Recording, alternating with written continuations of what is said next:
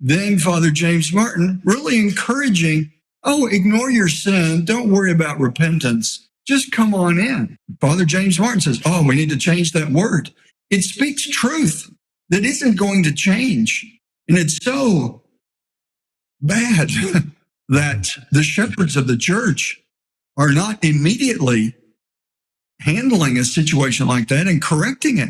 I mean, it's not my juridical responsibility to correct it, but who cares about the juridical responsibility when the basic laws of our faith, the teachings of the faith, are just being pushed aside for this new world order that seems to be the popular thing?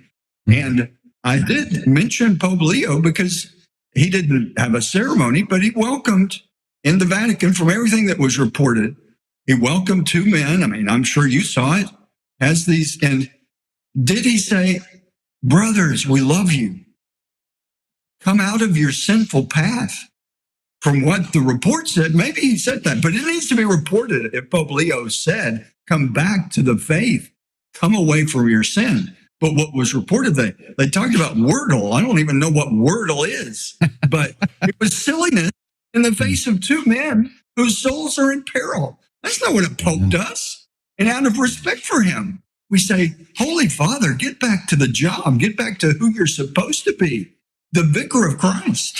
It's tough to be there at the meeting. I'm glad I went. I'm definitely glad it's over. But to be there with it's all cordial. But in some ways, Joe, I'd rather just, let's be real.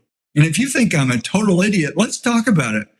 Is it idiotic to say marriage is between a man and a woman and to call people away from what the church teaches is a mortally sinful life? If they're having an active sexual relationship as two men and calling themselves married, do we just turn a blind eye to all that and say, come on in, become Catholic?